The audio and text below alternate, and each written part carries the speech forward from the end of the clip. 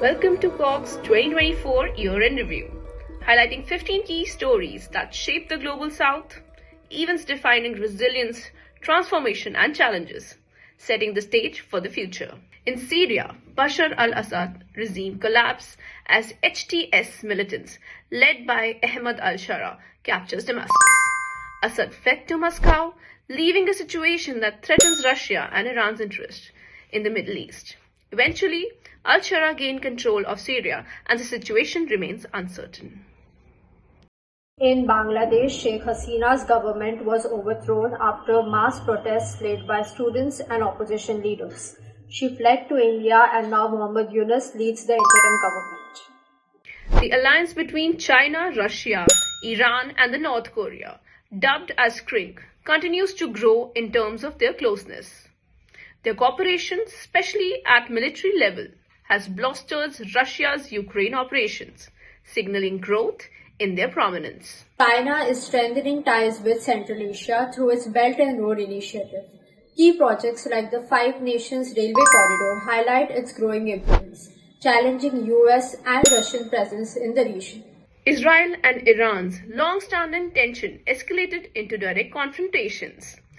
Iran launches ballistic missiles and Israel retaliated, further destabilizing the Middle East amid the ongoing Israel-Palestine conflicts. This marks an important chapter as Iran has engaged in a direct confrontation with Israel for the first time.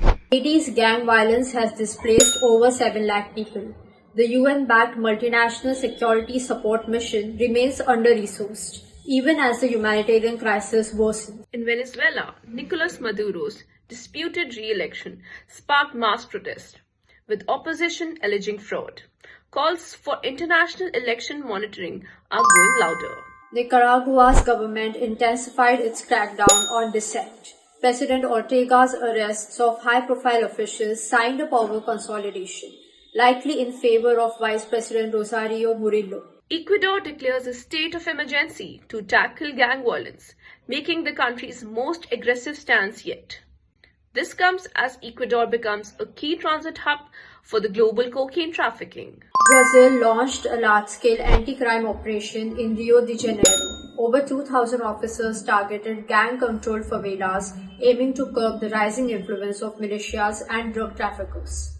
In the Democratic Republic of Congo, fighting between the government forces and the M23 rebels intensified, worsening humanitarian conditions. Overcrowded camps and cholera outbreaks are adding to the crisis. Libya saw protests over economic decline and insecurity. Demonstrators demanded accountability for corruption and violence, even as armed groups escalated tensions by targeting civilians.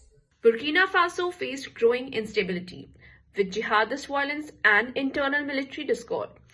The new alliance of Sahel states is attempting to tackle these shared regional security challenges. In Sudan, violence between the armed forces and rapid support forces has reignited conflict in Darfur. Civilians continue to face atrocities as justice for war crimes remains elusive. In South Africa, protests surge ahead of national elections, particularly in Gauteng province. Demonstrators voiced concern over unemployment and corruption, with Jacob Zuma's disqualification intensifying tensions.